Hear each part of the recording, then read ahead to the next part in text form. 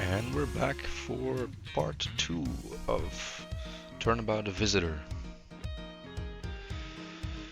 Now, I decided to 1. Up the resolution, and 2. Switch to the pixel art version, because I want to see what that looks like.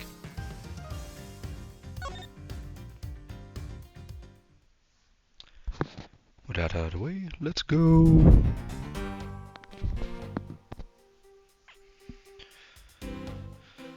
Right, I was pressing this guy. It's pretty obvious that Miss Bird snuck into your room using the master key. I mean, if Detective Gumshoe isn't the one who opened the door, then that leaves only Miss Bird as our prime suspect. On top of which, she knows our good detective, doesn't she? Making it all that more probable that she was the one who faked the dying message. Mr. Edgeworth, what are you waiting for? Hurry up and present some evidence. I would love to, but first we should listen a bit more and digest what he's saying, and press him for more information.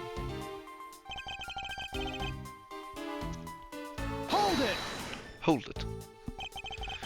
Are you sure that Miss Bird was the only member of security who could have used the master key? There's only one person on staff this time of night, and tonight she's it. Isn't that right, Miss Bird? That's, true, but I wasn't able to use the master key at the time of the crime, sir. Wasn't able to? What's that supposed to mean?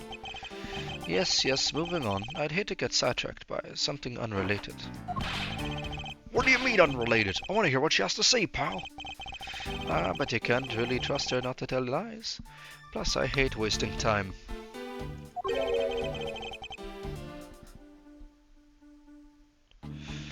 Yes, I should definitely ask her for more details.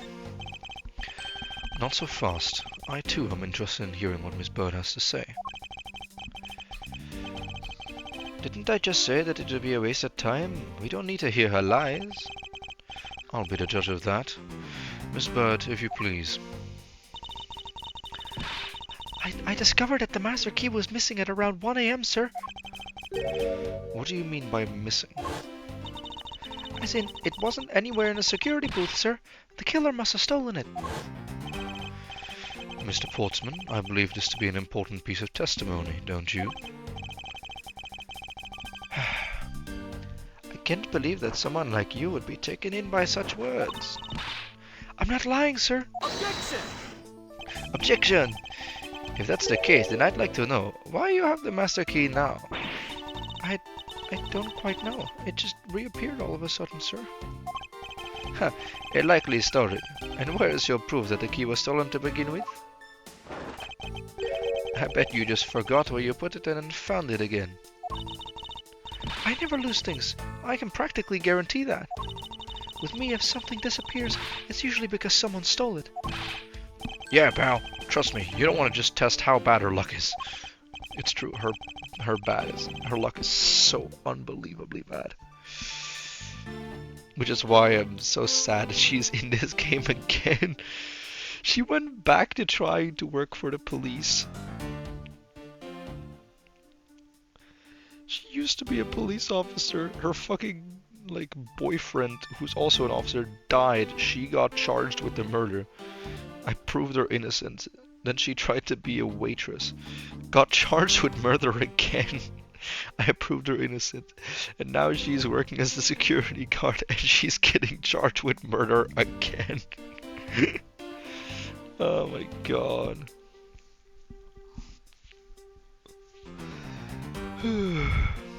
Unfortunately, I can't deem this piece of evidence as testimony as conclusive. Glad you agree, Mr. Edgeworth. But you still haven't established Maggie's motive for breaking into Mr. Edgeworth's office. Her motive? Didn't we already establish that it was theft? I mean, the culprit clearly went through the bookshelves and at least tried to save. It is as Mr. Portman says, Detective. I can't ignore the fact that all the evidence points towards the motive of theft. But I'm done taking blows. It's time to counterattack with a few facts of my own.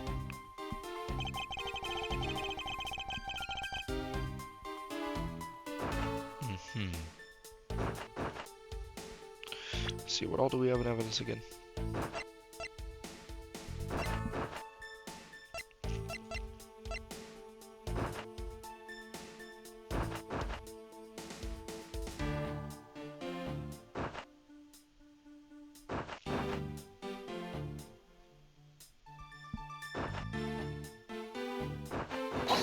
Methinks it says. Do you wish to continue insisting that Miss Bird was set on stealing something? Why not? It's the truth after all. It was also by your logic that we came to the whole thievery conclusion anyway.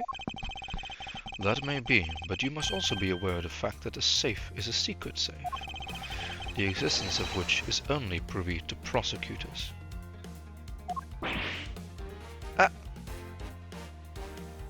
I like this theme. I've heard it before, but like a different orchestral version of it. This is quite nice.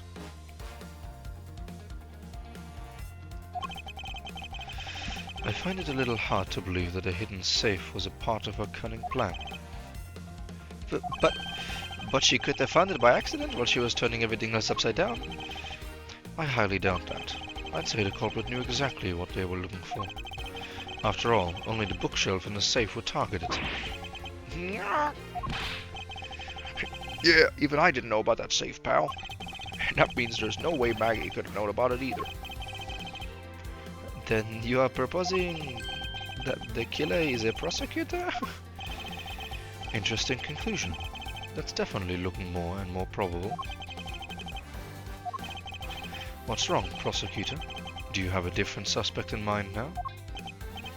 Hey, Gus says, why? What made you... What's with the angry face all of a sudden? It's all my fault. What do you mean? It's Jim. He knew about the existence of the secret safes. What did you say? We were partners, like inseparable conjoined twins. That is why I told him. I filled him in on the secret safes. Then that means... Yeah, I know. I had only just told him too. Obviously it was wrong of me to tell him. I still can't quite believe it, but the thief who broke into your room was probably Jim. Now he's claiming that the victim was a thief. And you were simply trying to stop him, weren't you, Miss Maggie Bird? Excuse me? I mean, you are a security guard, right? That's your job. But killing is going a bit too far, even in your risky profession. What? You're still accusing Maggie of the murder? Yes and no. I mean, she had stumbled upon Jim, who had probably drawn his gun. I get it. It was self-defense, wasn't it? No, I couldn't. I could never do something like that. Not even as a security guard, sir. Plus, even if he was a thief, he wouldn't have had the key to this office. Which is precisely why he had to steal it, wouldn't you say? It was Jim who stole the master key. Ah! Pretty impossible for a supposedly stolen key to be here with us unless... Well, unless you retrieved it from Jim after you killed him. Mr. Portsman, are you honestly accusing your own partner of being a thief? I don't want to admit it, but it's the only way for everything to make sense. Has he no honor?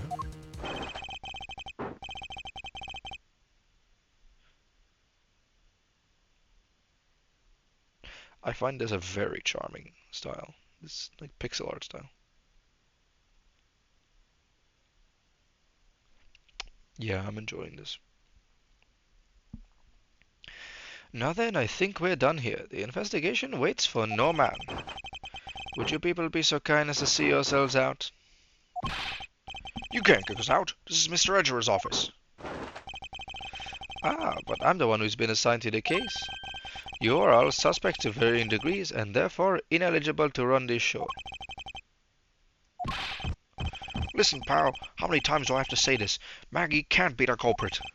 Detective Gumshoe, calm yourself. But, sir... We have no choice but to accommodate his request. For now. Haha, thank you, Mr. Edgeworth. At least one of you understands. Now then, if you could please remove yourselves from my crime scene, it'd be most grateful. Mark my words, Mr. Portsman. We will meet again. If that's a formal request from the legendary prosecutor himself, then I suppose so. Now, then don't disappoint me, you hear?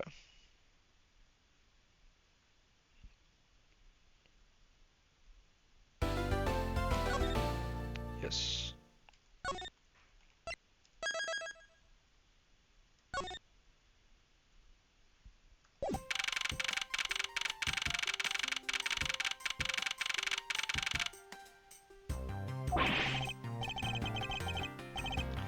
God, look how much character this has. I know that like the chibi art is like, you know, more polished and everything, but I love Miles Edgeworth as pixel art. The fact that like his eyes are just always the grey slits.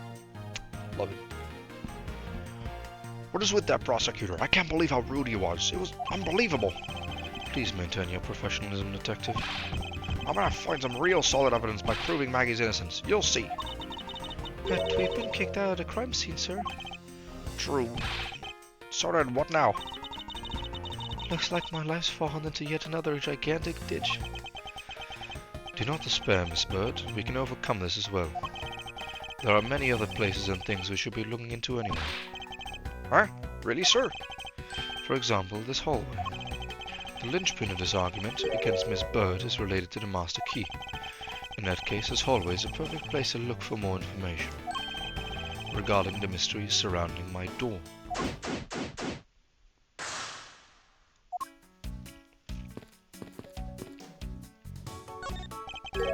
Oh my god, why do I see Winston Payne over there to the right? Oh no, not the signature forehead tap. What is a basketball doing here? That's Mr. Portsman's prized possession, sir. I heard he also plays soccer, dodgeball, and even tennis. And not a single one of those sports is suitable to be played in a hallway. He also just has a hoop. What is a basketball hoop doing here?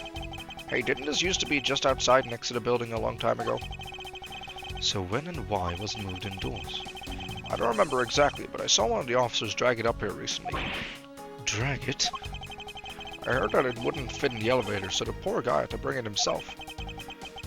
All the way up to the 12th floor. Oh god, no! Oh no! Oh no, for the poor officer!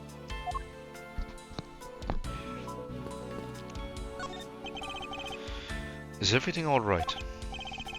Yes, sir. If you must know, I weighed myself this morning and I'm finally at 54 pounds. Congratulations, but I was asking about his hallway and his room. Oh, everything's okay, sir. A word of advice, stay focused or you may start to lose even more weight. Winston Payne. Looks like you're in quite the pinch, Mr. Edgeworth. To be sure, a murder within the walls of the prosecutor's office is no trifling matter. We must find, apprehend, and punish the killer accordingly post-haste. Sounds like a messy case you've got on your hands. If you ever feel lost or need some advice, my door is always open. How gracious. I'll keep your offer in mind. Who's this guy again? That is a terrifyingly overconfident Winston Payne. And by terrifyingly, I mean for him.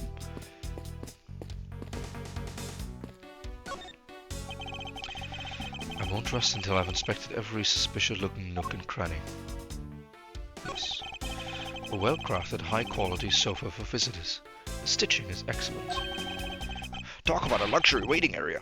These babies are also great for napping, you know. You would sleep even out here, detective? In a hallway? Whenever I do, I always wind up dreaming about giving testimony up on the stand. But it always ends the same way, me getting trounced by a lawyer. Isn't that awful? Maybe I should give it a try sometime, to envision myself winning, naturally. Well, look at that there. It's... Ah! Isn't that missing 0 series file, sir? No doubt about it. The bloody letters mark it as clear as day. There seem to be a few pages missing. Our thief took only what was necessary and left the rest behind. So what are these 0 files about, sir? I guess they've got something worth stealing in them, huh? Not particularly. It's just a collection of court case files. However, The cases within these files are not mine. Huh? They belong to the High Prosecutor that used to occupy my current office. I have my reasons, but let's just say I was charged with keeping them as they were. Right, and the previous High Prosecutor was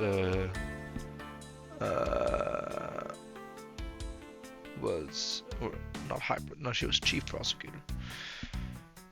Not a High Prosecutor. No, that's the same, like, same office anyway. Roughly, isn't it? No, I don't know.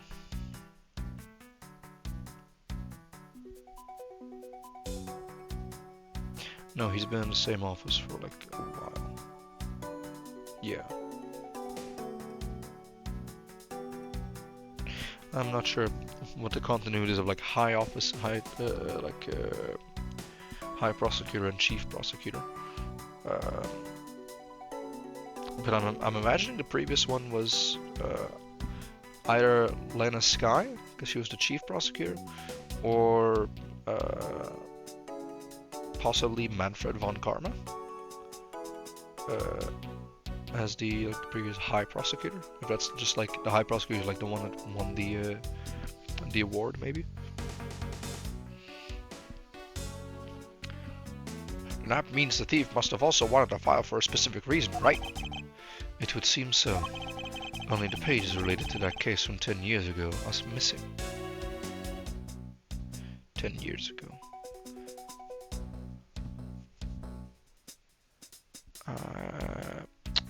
I know this is like continuity-wise,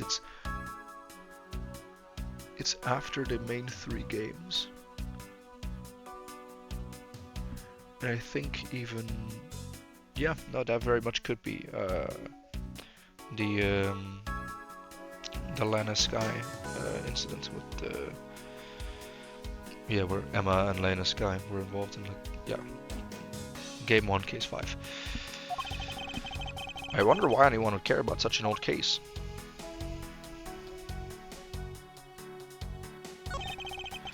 I bet the thief's not under here. I guess there isn't enough space for anyone to hide under here anyway. I mean, if someone could contort themselves to fit, I'd be really impressed.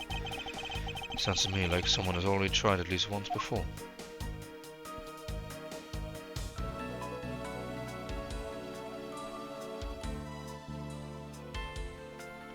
Okay, I think that's all though.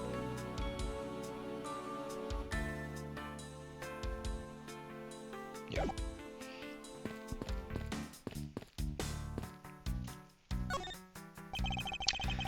I won't rest until I've inspected. Yes, okay. I'm not gonna keep saying that one again. 1202. These 4 numbers on a single plate alone proclaim this to be my office. Whoops. Hey, these numbers plates slide right out, sir. They have to be able to take the plate off when a room becomes vacant, you know. Although, the idea that it can be so easily removed is kind of concerning, perhaps, yes. A minimalist, yet classy door made of top quality wood. It's sturdily made, making it near impossible to break in by force.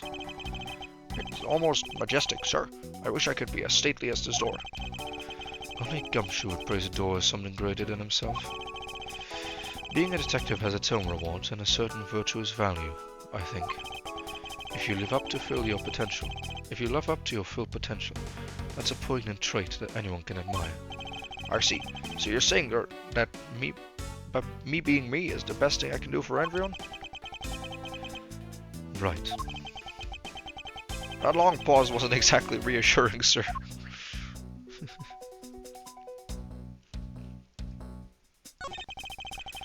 I don't see any signs of forced entry.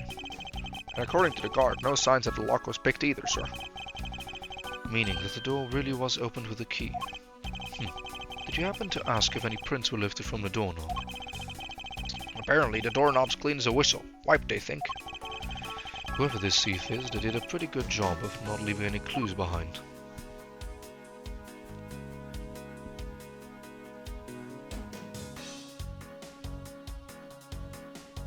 Okay, that looks like that. I was wondering if I might speak with you for a bit concerning this case. I've always been a big fan of the courtroom, but this is like a dream where I'm being cross-examined by the Miles Edgeworth. I did not realize she was also into it. I can't let this chance pass me by. I must remember to ask her about the master key. I should jog her memory by showing my notes to her with tea. Have you ever met the victim before? Well, I've seen him a couple times before when I had to go to Mr. Portman's office. Mr. Faith was always playing basketball with Mr. Portman, sir. That sounds like fun. Just once. I'd love to play with them. It sounds fun, but the only person ever taking a shot was Mr. Portsman. All Mr. Faith ever did was pass him the ball, sir. On second thought, I don't think I fit in at all that well with him. Miss Maggie Bird, correct? I take it that you are an acquaintance of the detective? She was under my supervision back when she was still under the force, sir. One day she got caught up in a murder and things started going downhill, so she quit. But I owe a lot to Detective Gumshoe for introducing me to my current employer. Or so I thought until a few hours ago, right before I was about to clock out for the night. You got caught up in this whirlwind of a case, correct? Don't worry. My whole life has been nothing but a whirlwind of bad luck and failures. It's the second time she said that exact line, and it's true, even more so. Oh, God. Did she say, like, as a fucking kid, she fell out of, like, a second-story window at some point? Something like that. Yeah, there we go. Since I was 6 months old when I fell from the 9th floor of my apartment building. I forgot it was the 9th floor. That's ridiculous. I've been hit by all sorts of vehicles, gotten sick from all sorts of foods, failed at almost every test I've taken, experienced almost every kind of disaster, and now I even managed to be named a criminal just when I've become a security guard. That's a lot to go through in one lifetime. I know, just when I thought I'd finally found my happiness. Not getting you and Detective Gumshoe involved in my bad luck.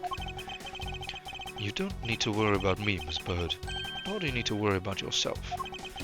I will solve this case and prove your innocence. All I ask in return is for your cooperation. Yes, sir, Mr. Edgeworth. You can count on me. I'll do all I can do to help. Oh. Also, love the development on Edgeworth already. From first meeting him to like seeing him in the second game to now.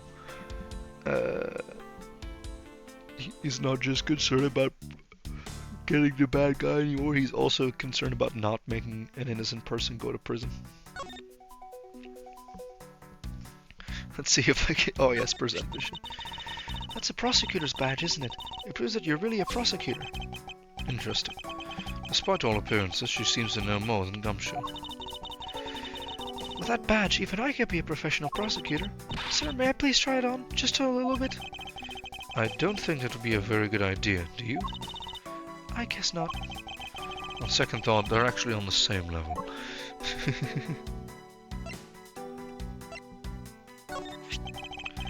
So when did you discover that the master key was missing? One second. And I'm back. And I noticed it was back at around 2:30 a.m.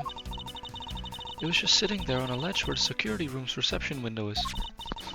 But I'm sure that between those times it was not just gone but stolen, sir. Why is such an important key stored in such an insecure place? Ah, it's not like that, sir. We always keep the key further inside the room, away from the window. Always, you say? Except this time, correct? Well, I admit that was a bit careless, but I had my reasons. I left it out because I was sort of using it at the time. It was after I had used it that I left it sitting on the ledge. She used the master key.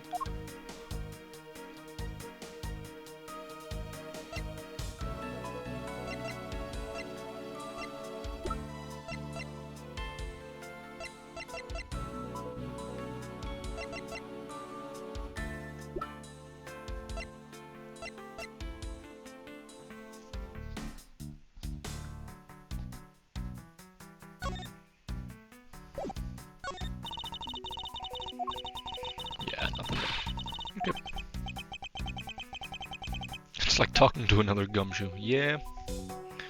Damn, it's almost like they should get together or something. What did you mean by you used the master key? Oh, I had to use it to open the door for this prosecutor who had forgotten his key. Cute animation. Also, calling what happened now, he swapped the plaques around and made it seem as if Miles Edgeworth's room was in fact his room. I mean, it's my job as a security guard, right? Ah, What is it? that's right, I just remembered. The prosecutor who forgot his key. It was Mr. Portsman, sir. What? Please tell me more, Miss Bird, quickly. It was around 12 a.m. Mr. Portsman had forgotten his office key, so he came down to security, sir. And that's when you loaned the master key to him. No way! It's against regulations to loan a master key to anyone. I walked with Mr. Portsman to his office and opened the door for him personally, sir. I see. And then, what happened after that? Well, he called for me to come up close to his office as he was leaving to go home.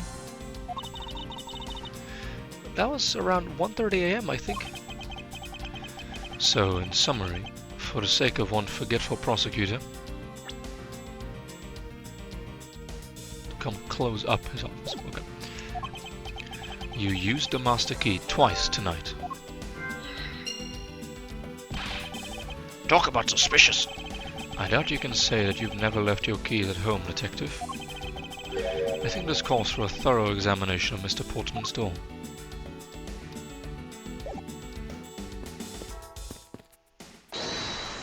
Oh, wrong one. I won't rest until I've inspected every suspicious-looking nook and cranny. I said I wouldn't say it again, and I did.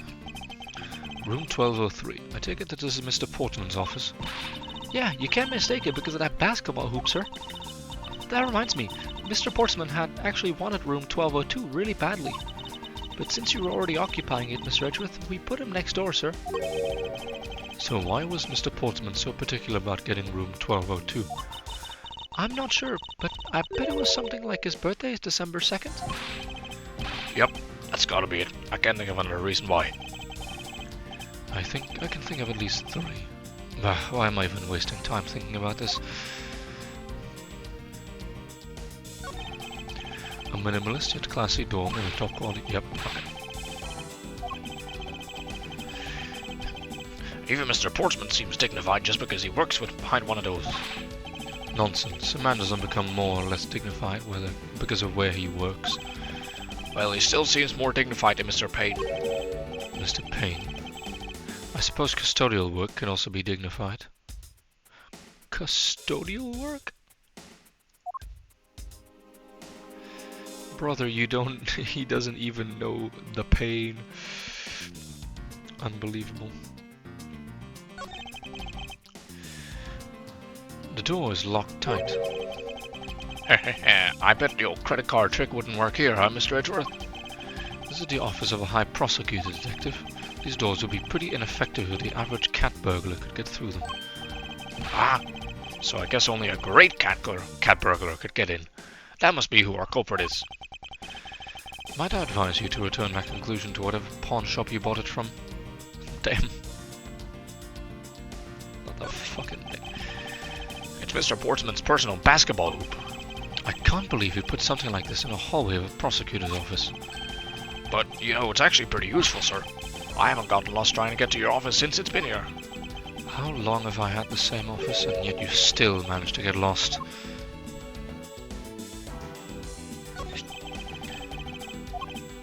Okay. Yep.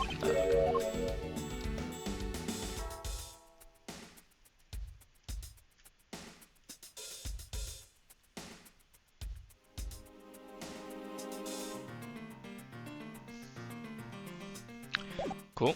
Don't see anything particularly strange.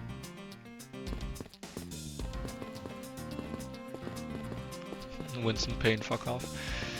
I guess it's time to piece some clues together.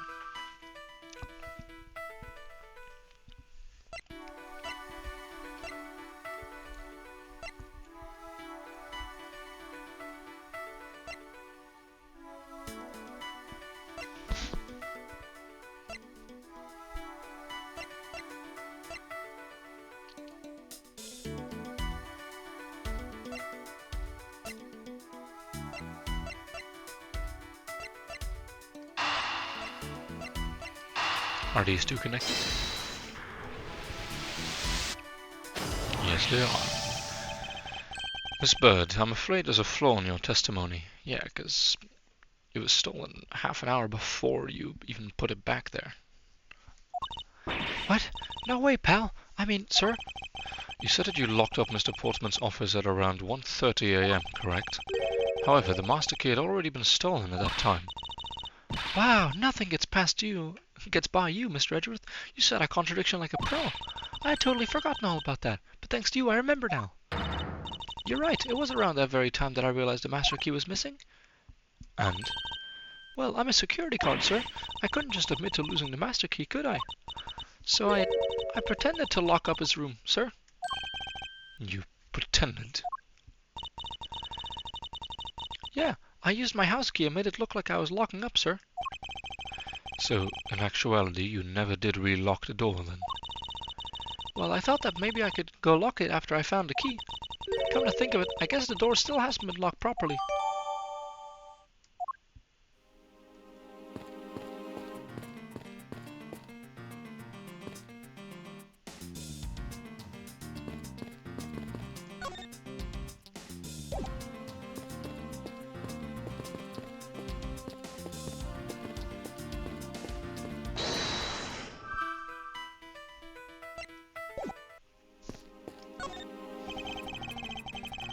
Yeah.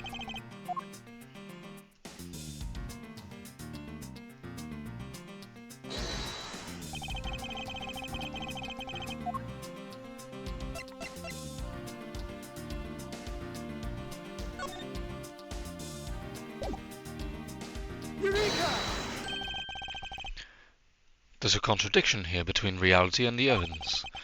If what Miss Bird has said is true, then why is this door locked tight? Huh? You know you're right. Miss Bird, are you sure you didn't relock this door? I'm certain of it, sir. And I don't think Mr. Portsman noticed it himself that I hadn't. Which means what, sir? It either means that he actually does have the key to his office, or that the door Miss Bird opened wasn't this one at all, but a completely different one. She opened a different door? But how can you prove that? There's an easy way to find out. All we need to do is examine these prints on the number plate. The prints on the number plate, they will tell us all we need to know. Everything? Really? Like what, sir? Like, well, for example, and such as... Okay, I guess not. Well, we know for sure that Detective Gumshoe's dinner will only consist of instant noodles. Wow, that was amazing, sir. How'd you know? Was that supposed to be a joke to cheer me up, Mr. Edgeworth? Yes, that's it. Now then, we should get back to doing what we need to do, and that is, we need to examine these. Prints on a doorknob were wiped clean. I guess the prints on a master key.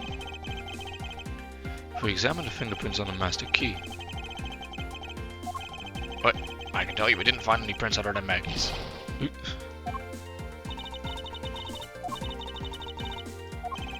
Fucking nothing. We can tell nothing from that.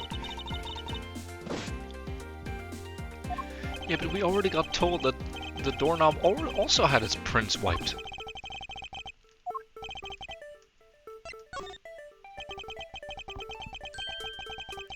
The prints on a doorknob will tell us everything. Hey, you. Yeah, you, pal. Do us a favor and see what you can lift from this, okay? So, what did you find? There's no need for such belligerent nostril flaring, Detective. Sure. I found only Mr. Portsman and Mr. Faith's print on his doorknob. So only two people's prints were found on this, huh? That's pretty decisive. Huh? I'm lost, sir. Thinking logically, a certain other person's print should be on this doorknob as well. Right. Okay, I see. Take that! Take that! Now don't you find it odd that the prints of the person who unlocked this door are absent? You mean? Yes, the door that Miss Bird opened could not have been this one, but a different one.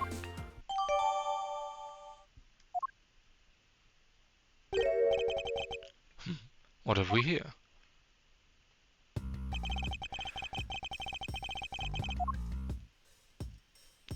A ball. Is this basketball property of Mr. Portman? Yes, sir. He's always ready for a match. Basketball, soccer, dodgeball, tennis. It doesn't matter what sport it is, he's game. Although, I think it'd be a little hard to play tennis with this ball. Oh, that isn't the point you should be focusing on, Detective. You're right, sir. Now I know what I should be focusing on. Bad Mr. Portsman. Someone should teach him to clean his toys up after he's done playing. I think we've reached the end of this conversation. What's this? Oh, it's been moved. What are you looking at, sir? Oh, hey. How about a game? That's okay, Detective. I just found the position of this hoop to be a little off. Hey, you're right, sir. I guess it shifted when someone made a seriously sweet slam dunk. The position of the hoop is definitely unnatural. I'd better take note of this.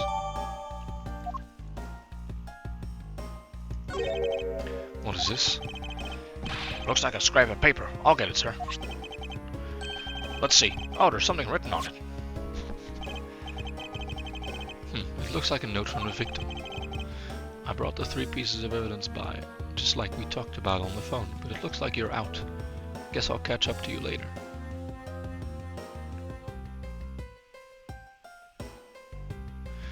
Yeah, as for Mr. Portsman.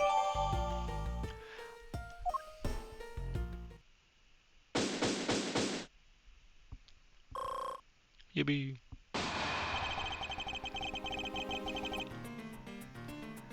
Poking around in this hallway has actually paid off quite handsomely. Huh? How so, sir? In a variety of different ways. I think it's time we had a little chat with the real culprit of this case. You know who the killer is? Wow, Mr. Edgeworth. As long as my logic is sound, then yes. The mastermind behind this murder is none other than Mr. Portsman. What? Mr. Portsman? I love how quickly you figure this out. We're not even in trial yet. God damn. Which I guess makes sense for Edgeworth, because, you know, he's supposed to come to trial with a suspect already there.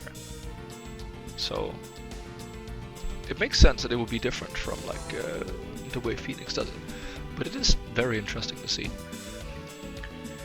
I knew it. That's exactly what my logic senses were telling me too. I suspected it was him from the instant he accused Maggie of being a killer, sir. That is anything but logical.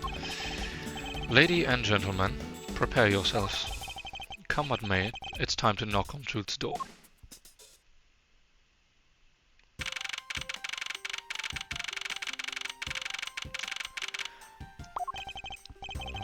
Mr. Portsman, I finished washing the bloody letter, sir. Alright, let me take a gander at it. Pass it here. Okay, looking good, user. Take good care of these.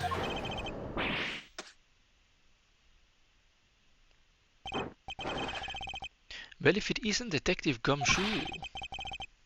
End of the line for you, Portsman. We've got you now. Call off your dog, Mr. Edgeworth. Is this some kind of joke? It's no joke. We know, Mr. Jacques Portman, that you are the guilty party in this case. You must be pretty upset getting chased out of your own room. I'd be pretty mad too. So I guess you can stay if you promise to stay out of our way. You intend to hide your crime under the guise of a prosecutor doing his job. I can see right through the unsightly paper-thin mask you've worn upon your cowl. Haha, who'd have ever thought it would come to this? Actually, come to think of it, your mentor was Manfred von Karma, right? The legendary prosecutor who never lost a single case for 40 long years. Ooh, I'm glad they bring that up. But there was always this incessant chatter about forged evidence with that guy. Really teaches me that I've got to stay on the lookout for false accusations, you know.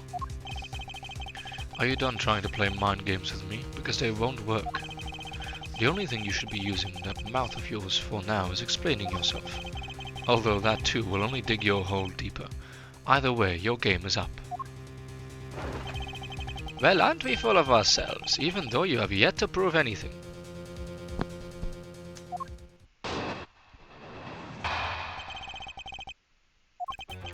I have have no idea what sort of harebrained idea you have in mind, but there is a mountain of evidence that points away from me being the culprit.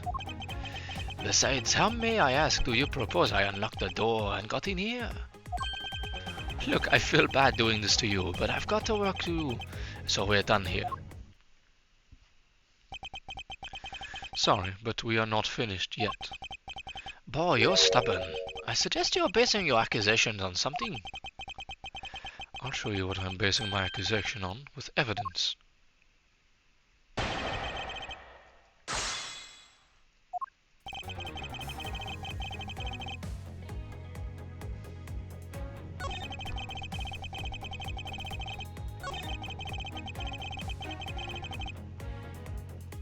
Hold it! Unfortunately, I believe I've already shown how earlier. Your speculations mean nothing, as I still insist that I could not gain access to your room. What should I do now? Should I raise an objection? Yes. You claim to have had no way to open my door. However, is that really the honest truth? Haha, alright, I'll humor you. Go ahead, shoot. Very well then, I propose that you use this to open my door.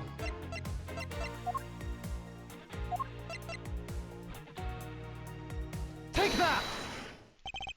I believe you were able to open my office door with the master key, no less. Objection! Objection! Wait, hold on a second. I never laid a finger on that key, as you already know. Precisely. You were able to open my door without lifting a single finger. Well, maybe you did, but only to direct. That's right, you use your finger to direct this person to open my door with the key. Take that! You had asked Miss Bird to open your own office door for you, yes? Yeah, I kind of forgot my key at home. Happens a bit too often for my taste, you know? But the room you had Miss Bird open at the time was not your own, was it? What? Yeah, quite the imagination. But why don't we ask the girl herself whose door she opened, shall we? I'm certain that it was Mr. Portsman's door, sir. I checked the number plate to make sure I was opening the right door, sir. See, Miss Bird backs up my story. Yet, foe, what if you had misled her to fool her into thinking what you wanted? And how do you suppose I did that? I'm sorry, I'm enjoying the... I'm really enjoying this theme.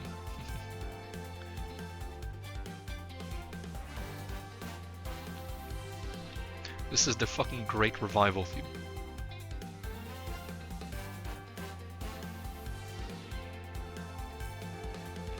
This is the theme that plays when Edgeworth makes his grand return in the second game, and when he appears again in... I mean, basically every other game that he's in. Yeah, like this just becomes the staple of being his theme.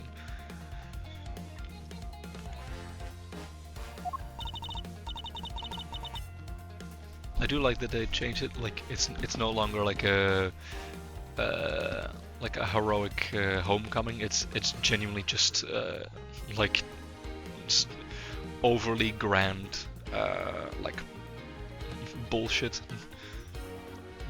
Just like, haha, I am the great and incredible Mr. Edgeworth, and I have got you in the bag. That's right, they do slide out pretty easily. Furthermore, you then used one other thing to give a very strong impression. That the door she was opening was yours and not in fact mine. What was it that Mr. Portman used to make Miss Bird think it was his room? The basketball hoop. Take that!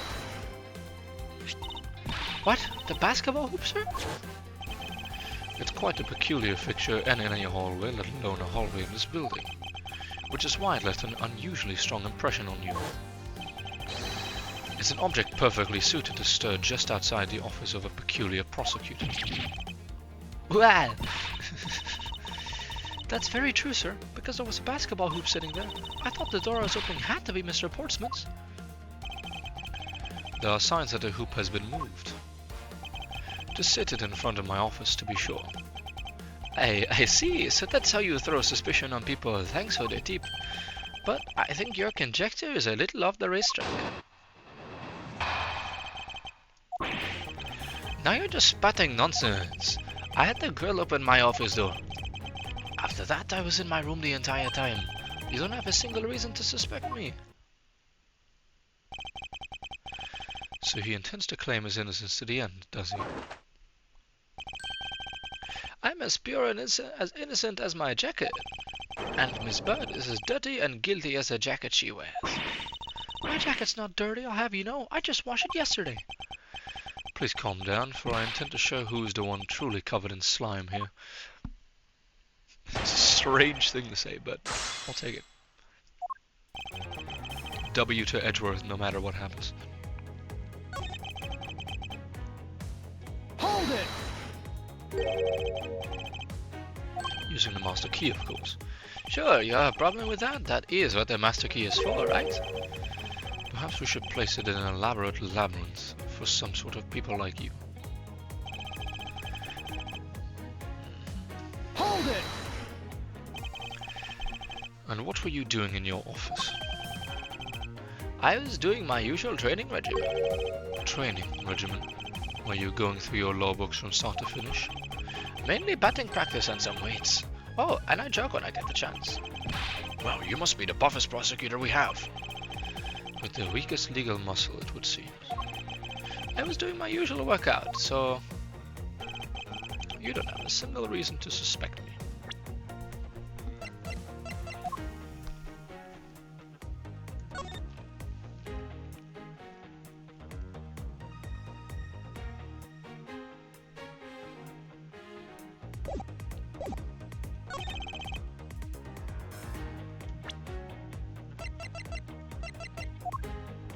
Objection! Wrong. That was a lie. What are you talking about? How is that a lie? This is a note that the victim left for you, Mr. Portsman. A note? It was left under your door, or did you not notice? And right here it says, "But you're out." You were not in your room when the victim came to call on you. So then, where were you and what were you doing?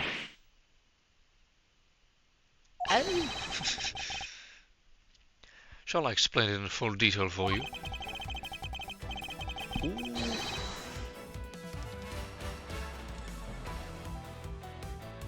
Ooh, this is the theme I've been waiting for. Yes!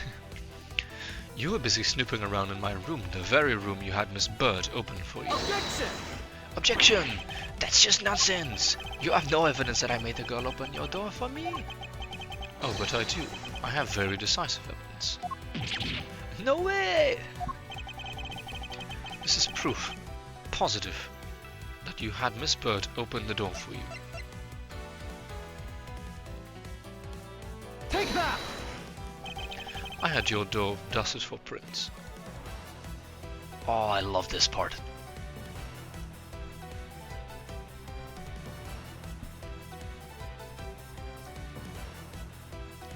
God, this is such a good theme and so fitting. I had your door dusted for prints. My door? What for? Come on, I bet you didn't find anything. You sure are good at wasting time. You're right, I didn't find anything, and definitely not Miss Bird's fingerprints. Prince, what did they have to do with anything? Let's put it this way, if she really was the one who opened your door, then her print should naturally be on the doorknob she touched. Ack! Further, all of the prints on my door's knob have been wiped clean off. I can only assume it was because Miss Bird's fingerprints were on it. Don't you think it's time you gave up on your charade? We know you stole into my office with the intent of stealing something from me. And Detective Faith found you out. Possibly because he heard sounds coming from a room whose occupant was on leave. Mr. Portsman, you killed Mr. Faith to silence him. And I had the misfortune to return when I did. You had to threaten me as you escaped. As I said when you had the gun to my back, no one gets away with committing murder in my office.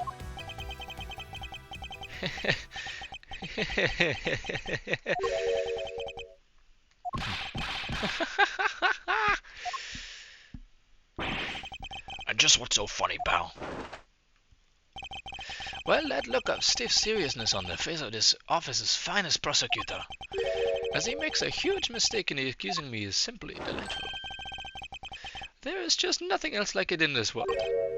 What? Mr. Edgeworth just explained it all, and he even backed it up. You're the murderer. Stop trying to be slippery and just admit to the crime already. And as I said earlier, it's all so circumstantial, so full of conjecture. You say you checked my doorknob for prints? Well, I can readily confess that I had wiped that doorknob down as well. I'm a little obsessive-compulsive, you see. I didn't want to touch a doorknob that you had touched. Which is why I wiped the knob down as soon as I could after you opened the door. After that, it makes perfect sense that you'd only find Jim's and my own prints would be on there. You just made that up just now, didn't you? Furthermore, as for the note Jim left me, do you know exactly when that was? For all we know, he could have left it there before I arrived at the office. Like early evening, for example. Are you saying you failed to notice a note in your doorway? Hey, even geniuses fail at times. I was probably too preoccupied by work-related matters, although that's no excuse. That is just a flat-out lie. There's no way you didn't notice a note that size. Ah, but you can't prove that, can you? Say something, Mr. Edgeworth. Back me up here, sir. Portman makes a good point. I can't prove that he simply didn't overlook it. Besides, I have an airtight alibi. Airtight, you say? I only just realized I had one as we were talking. I guess it would have been better for all of us if I told you sooner.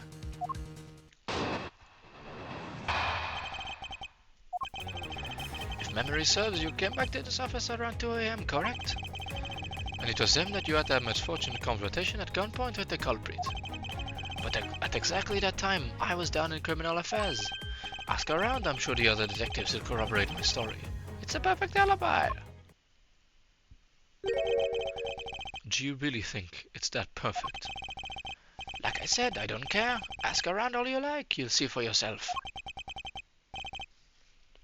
Detective Gumshoe. Sir, yes, sir. I'll go check out his alibi, sir. I'll be right back.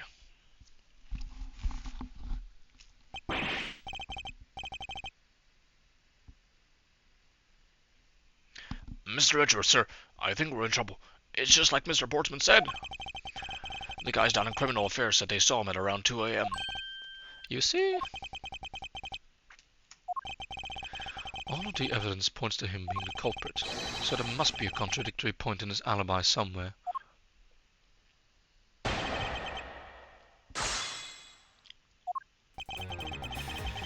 If memory serves, you can... Yes. Hold it! Hold it. You're correct, it was around 2 AM. Are you sure? It's really important to me that you're spot on with the time. I remember checking my watch then, and make no mistake, it was 2. Ooh, giving testimony like a pro. So you came back to your office at 2. Hold it! It is as you say, however. Yes, however, you are the only one who claims to have bumped into the culprit. So tell me, did you see the person's face? Was it me who you saw? It was pitch black, so I couldn't actually see. Objection! Objection! Oh, come on now. I'm sure you saw something. Try a little harder, why don't you? I'm beginning to feel like I'm the one being interrogated here. Oh well, it doesn't matter if you remember or not. It only matters that you ran into the culprit. But at exactly the time I was down in criminal affairs. Hold it! So you paid the criminal affairs department a visit? Yep, right after I left the prosecutor's building. I headed straight for the precinct. Ask around, I'm sure the other detectives will corroborate my story. It's the perfect alibi. Portsman's alibi may seem perfect at a first glance, but I know there's a hole in it somewhere. All I need to do is press him a little and see what comes of it. Well, I already did.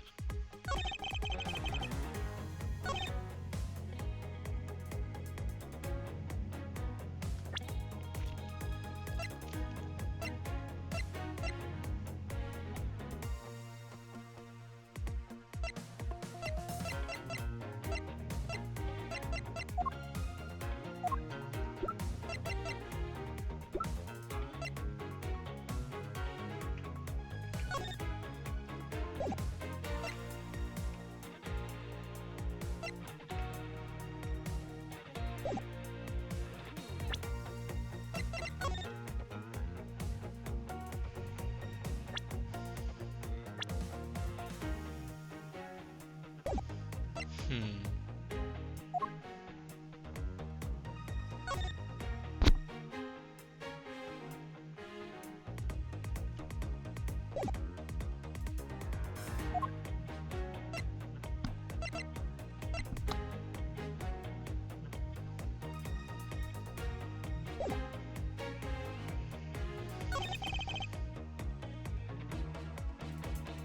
Hold it! Well, we did go and ask around to confirm your testimony. And it was just as I said, right? Yes, sir. A number of detectives said that they saw you at around that time. See, I have the perfect alibi. That's the ace I had up my sleeve. Ugh. Impossible. He actually does have the perfect alibi. What's wrong? Why the sudden sullen look on your face? Can you say anything back, Mr. Edgeworth? Yeah, I think we've reached the end of the line and it's time to get off this crazy train. Don't say that now. Ozzy Osbourne died like a week ago. You can't just mention a crazy train to me. I'm gonna cry. You there. Sir, Please escort a young lady out, but remember, be gentle. Maggie! Detective Gumshoe!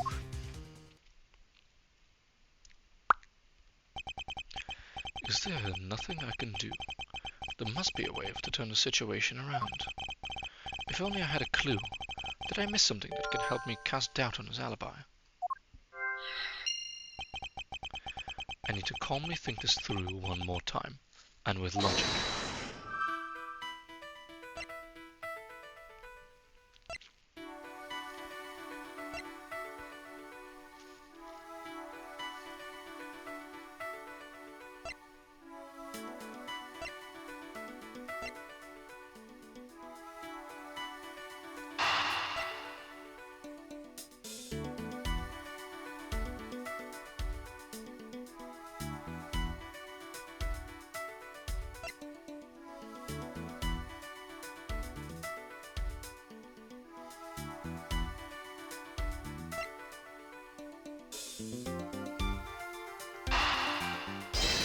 Were there two people? Evidence points to the shells being disturbed once before and once after the murder. But who's to say that the person who did it the second time is the same as the first? Which could mean that there was another person who paid a visit to my office tonight.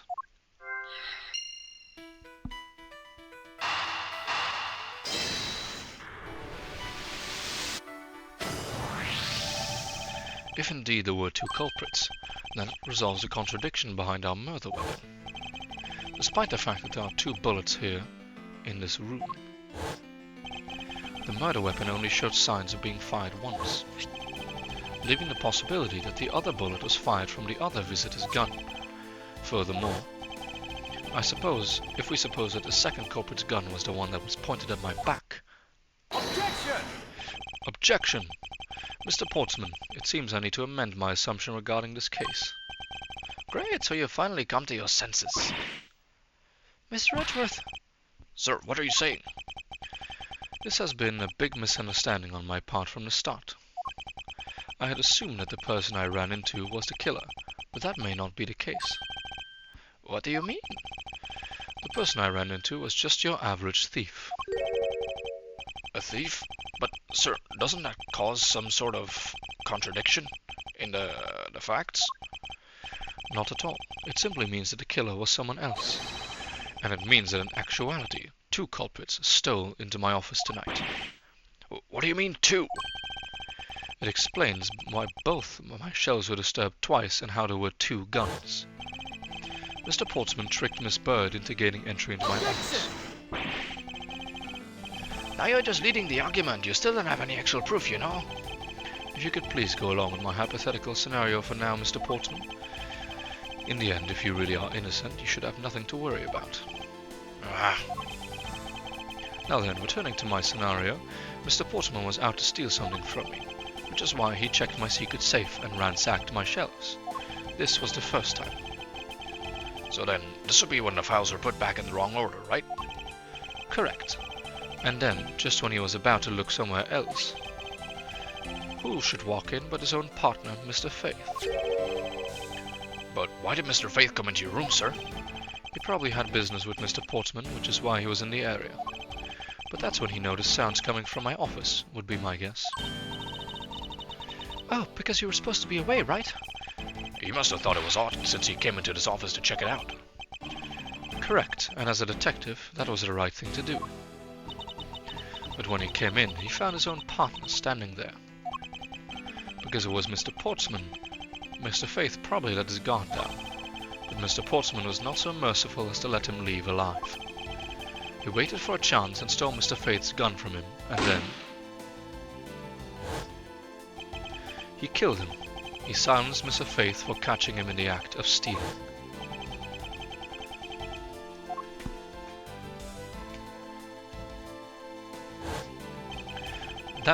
This was the moment in which the first shot was fired, the one that landed in my files. Following that, Mr. Portsman wiped the gun down and left it behind as he made his exit. He could afford to do that because he had also left the fake dying message behind. You're such a complicated troublemaker, you know that? Well, if things were as simple as that, then all would be solved. However, there was yet another visitor to my room, and this is where it gets complicated. There was another? Visitor, you say? Yes, and this other person's objective was also to steal something from me. Now then, even after Mr. Portsman left, the door to my office remained unlocked.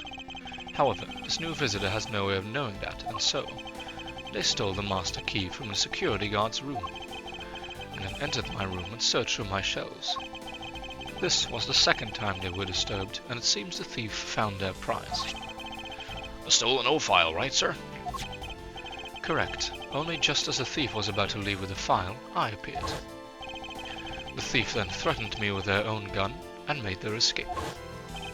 The second bullet was fired during that brief encounter.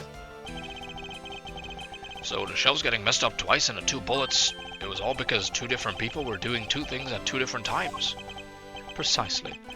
So now you see, Mr. Portsman, the person I met was just a thief and was not in fact Mr. Faith's killer. Your alibi for the time frame in which I ran into the other person is now irrelevant.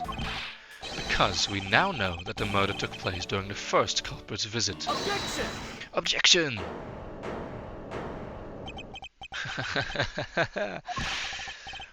What's so funny, pal? Absolutely splendid. Your scenario explains everything. Of course it does. It's Mr. Edgeworth after all. But you know, it still doesn't change the fact that it's all circumstantial. Supposing if, and that's a big if, your theory is correct, it would indeed render my alibi, which has with such scrutiny, mind you, irrelevant.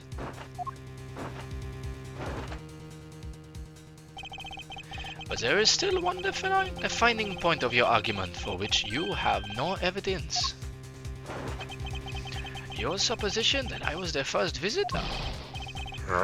Mr. Edgeworth, you can't let him get away with that, sir. But he has a point. I have absolutely no proof at this point. Don't say that, sir. I don't believe this. Don't worry, Maggie. I'll do something if I must. You know something? I find your attitude to be somewhat peculiar, Mr. Edgeworth. If the person you met really was just a plain old thief, then why is that person not your main suspect? That is, if your theory is correct.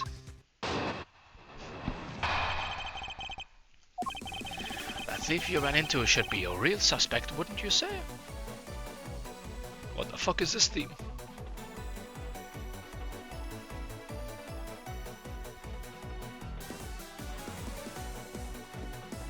I'm liking the themes.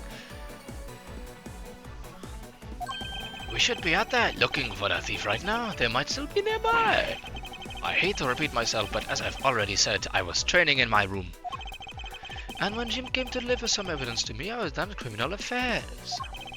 So I can't be expected to know what happened around here after I left. So you think that we should be out there looking for the thief? Of course, now isn't the time to be having these deal-end discussions. I don't think it's all that deal-ended. I find your alibi to be fascinating. Let's continue where we left off, shall we? I know he's lying. I know he was here at the scene of the crime. I just have to find a way to prove it.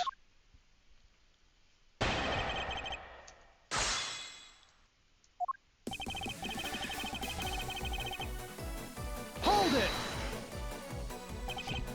Actually, no, I wouldn't. Why not? That's elementary. The dying message, of course. Mr. Fate's killer very clearly left those letters on the spines of those files, and it was after they were on that the thief stole one of them. You mean the old files, right? And that's how we also know the letters themselves were a setup and not from Mr. Faith. If the thief was the killer, do you think they would try to undermine themselves?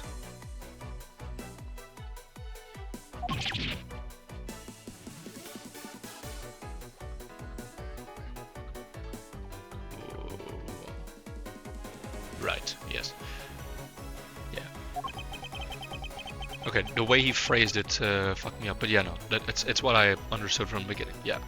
If the killer left the fake dying message, he wouldn't have also removed it himself.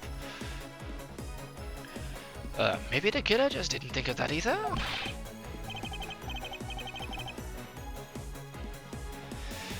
Yes, maybe that must be it. Maybe, just maybe. Hold it!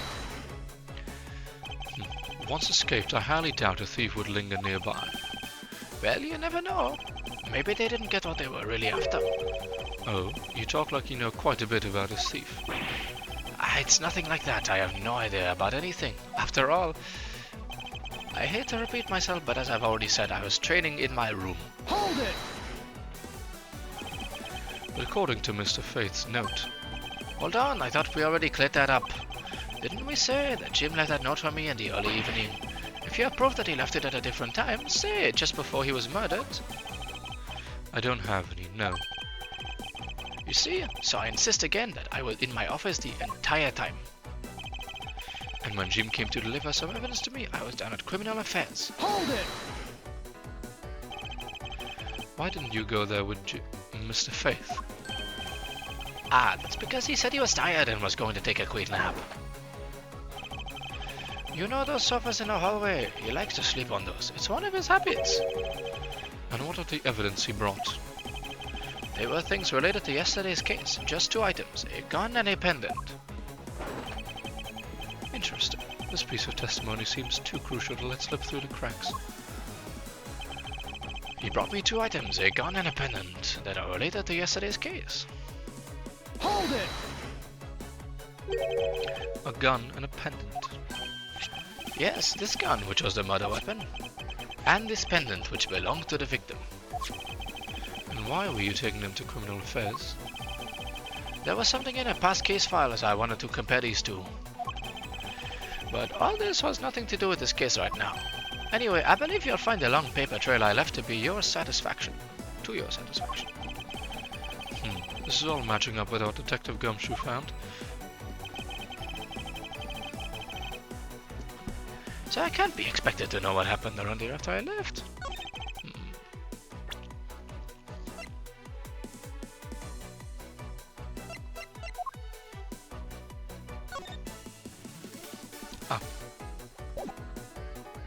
Objection! Only 2 pieces of evidence.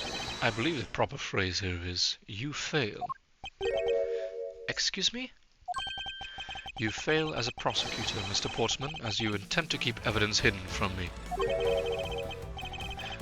What are you talking about? I haven't hidden anything from you. Well, here's a piece of evidence I think you should read carefully. It says that Mr. Faith was bringing 3 pieces. Oh, sorry.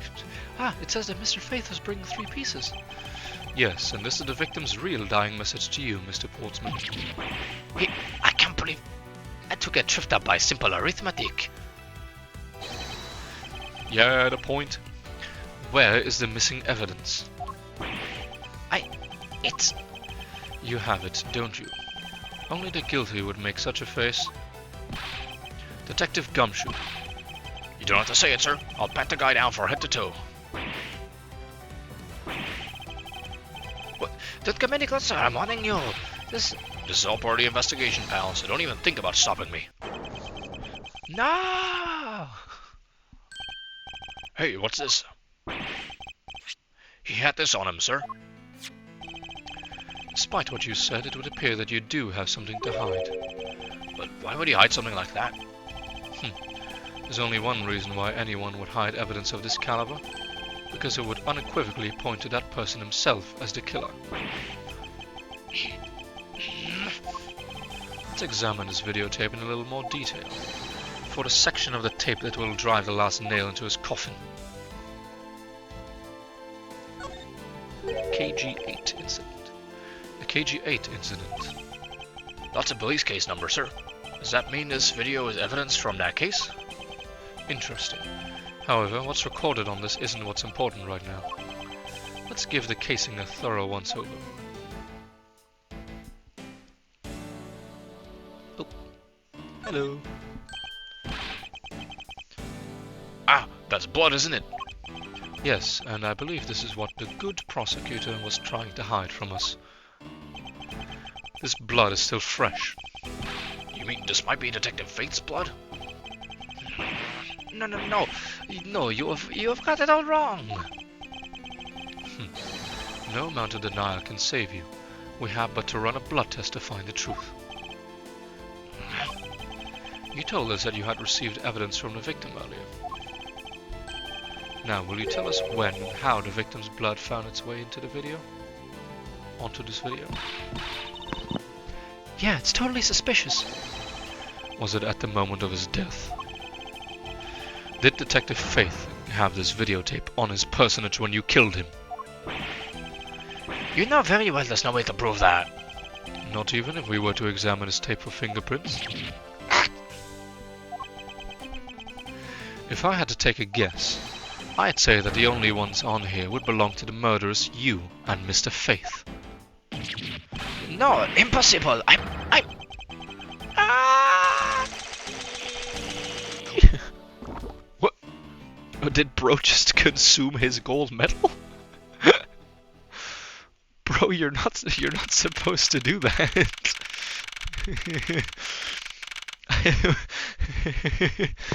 Bro just ate the fucking gold medal? Are you kidding me? That's so stupid. Okay.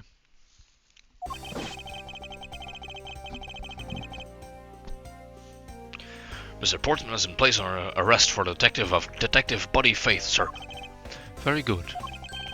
And the results we got back from lab techs on the tape turned out to be real solid, sir. The blood work came back and it was definitively Mr. Faith's blood on there. And as a bonus, they were also able to lift a few of Mr. Faith's fingerprints as well.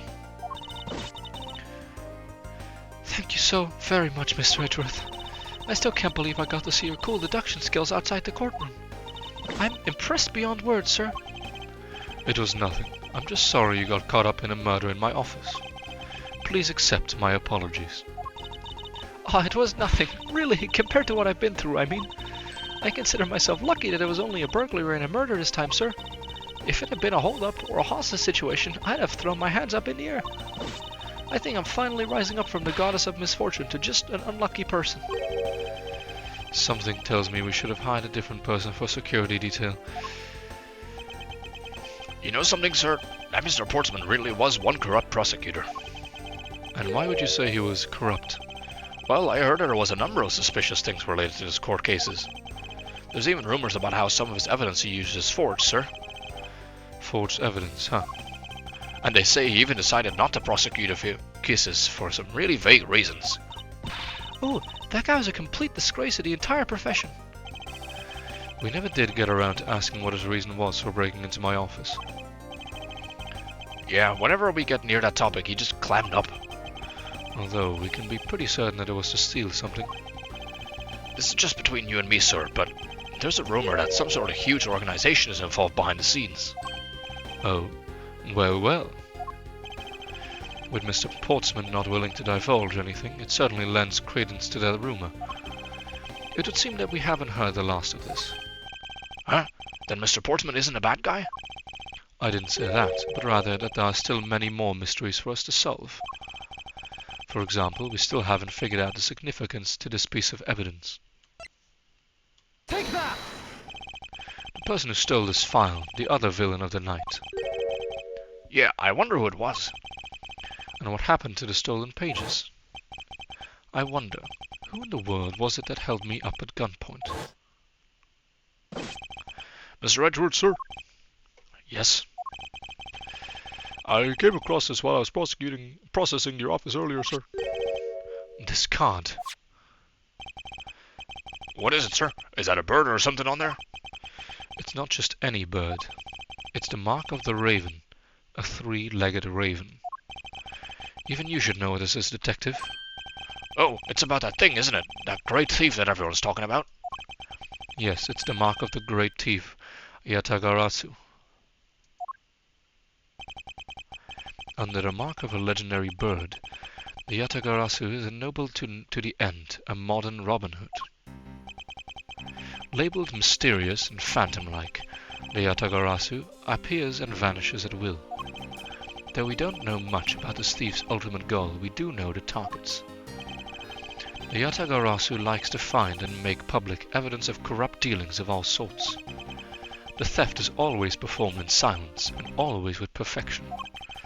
Once a target is chosen, no dramatic calling card or announcement is sent forth. Instead, the chosen corporation is infiltrated without even the target noticing. Some days later, the evidence that was found is sent out to the mass media, along with a single card. Although it has been a while since Yatagarasu's last appearance. Hey, Mr. Edgeworth, look, something's written on the back. What? Let me see. It's the location of where the thief put the stolen files. So the person who stole the contents of the files was the Yatagarasu. Yatagarasu. Organization. Quite a few keywords are popping up in this mystery.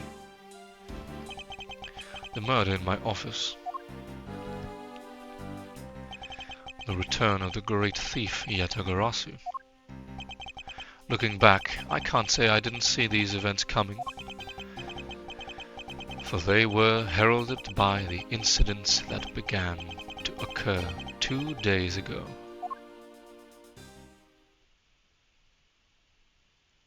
Let's go, big overarching mystery. Woo! Yes, save my progress. And that was episode 1, Turnabout Visitor.